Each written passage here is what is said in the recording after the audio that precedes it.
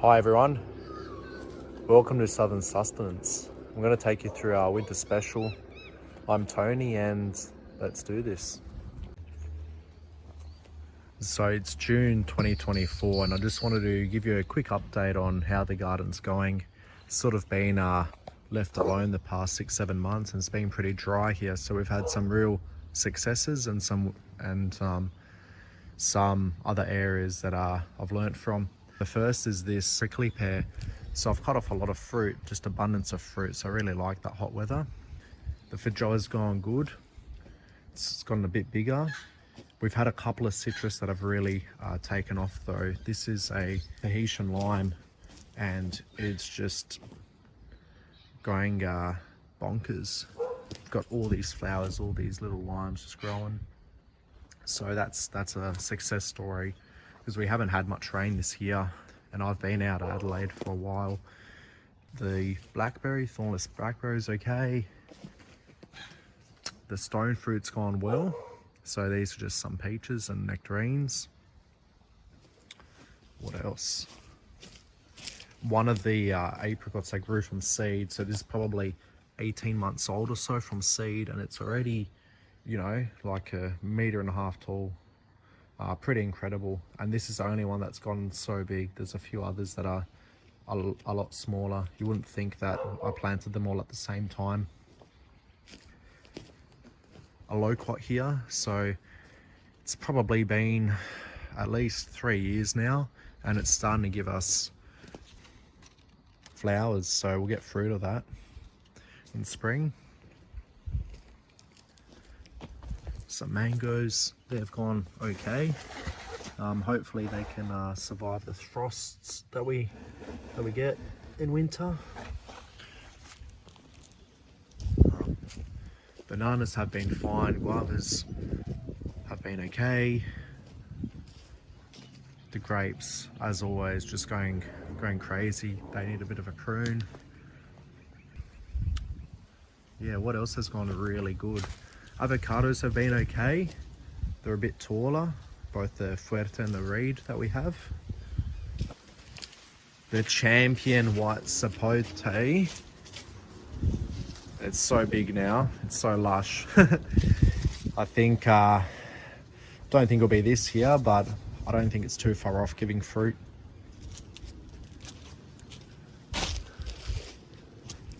The sugar cane has gone crazy. It's liking all the warmth and the dry weather that we've had, which is quite surprising. But again, this is all a bit of an experiment.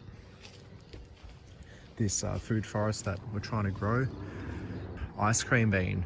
So in the past 6 months, that's doubled in size. That's at least 2 meters tall now. The other stella here is these sultanas. So couple sultanas there, and yeah, they've gone crazy. The trunk's fattened up. It's about 1 inch in diameter. It's really liking it. They need a good prune. I did say the citrus has some of the citruses really loved it. This is that Eureka lemon that I've grown from seed. That's at least be close to 2.4, probably around that. That needs a bit of a prune. Take out those leaders and open it up a bit. The chilies have liked it. Got some chilies there. And this citrus here, it's a citrange, so it's a rootstock that I've just managed to get my hands on and grow, and I just want to see how it's going to fruit and what it gives.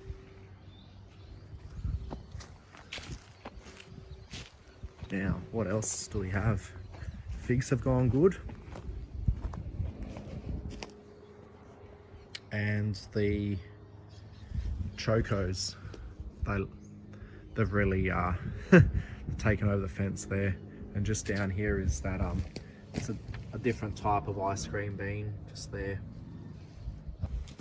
We've got a all-in-one variety of almonds, and I've already cut one of the branches that was leaning over the neighbour's fence. So you know, it's all about keeping everyone on side. These avocados have gone really well. This one not so much, but this one, this fuerte, that's been grown from seed. Yeah, it's liking where it is. And finally, just dragon fruit.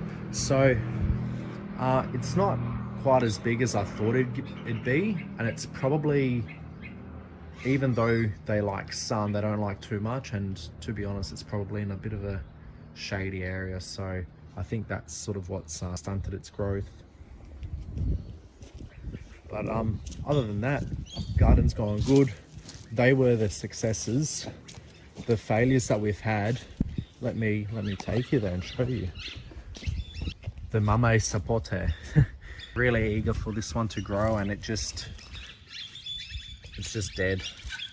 I think it just hasn't had water, or it's had too much sun, and I've put it in, made a bit of a house for it, but it wasn't enough, especially not being around and relying on others to water the garden. You know, it's had its effect. You know, the mulberries that I have, they haven't really changed in size either. What else didn't make it?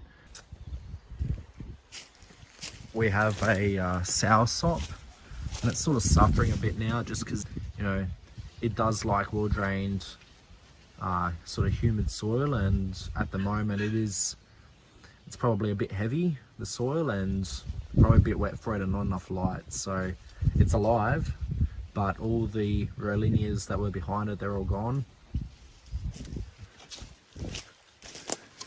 This banana passion fruit, I'll just,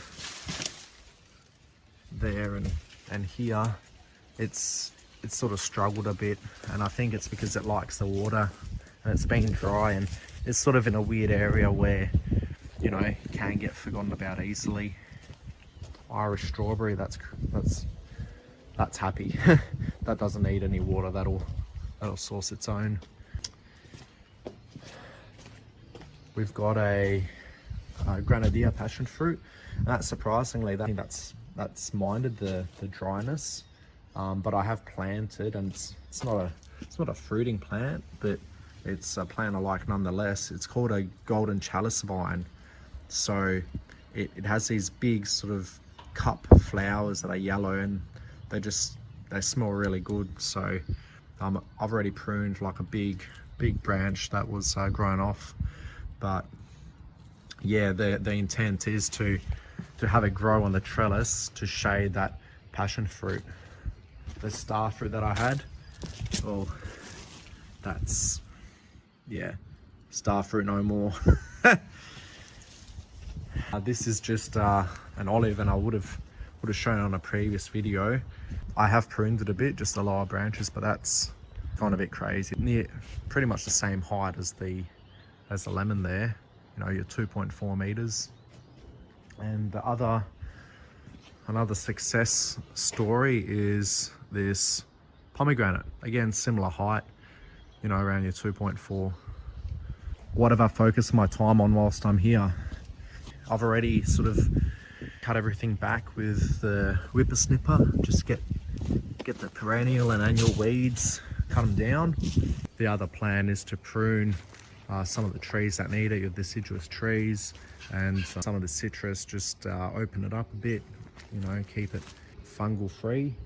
Other thing is that I think is worth mentioning, every now and again I get a part that, get a bit of dirt that will just start growing your kikuyu grass.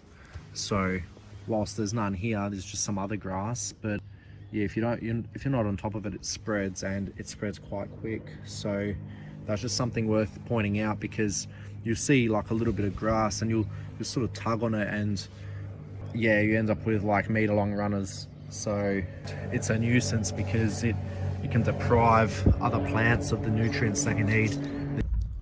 I did want to quickly mention something too.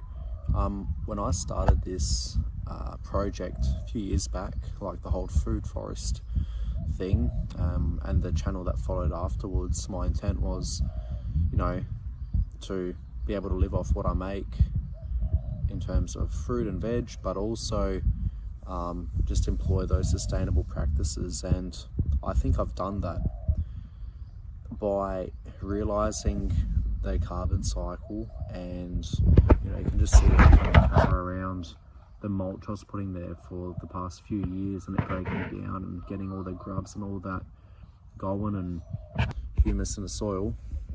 It's made the plant stronger, more resistant to pests, but also maintaining the plants in a way to avoid disease and fungal infections and all that sort of stuff has been very important. The reason why I bring this up is our sort of suburb, Salisbury, is like a fruit fly red zone, which is like all fruit that sort of originates from this suburb can't leave, and it's a bit of a shame, but it's understandable. We had inspectors come around a couple months back, and they came and they checked out all the trees, and they said they're quite healthy and there was no fruit fly observed, which is quite, like, it makes sense through all the hard work I've been putting in, but it's quite surprising because, you know, I'm trying to grow a food forest full of fruit trees with a lot of fruit, and I think it's partly down to just looking after the plants and the soil.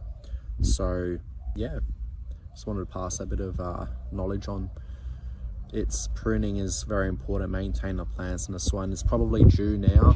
The ground, like I just showed before, is probably due for another layer of mulch. Just get a truckload of mulch in and spread it out whilst we have the rains happening. So yeah. Alrighty, that's the show for today. Thanks everyone for tuning in, and until next time, might do a spring special and see how we go there. Cheers.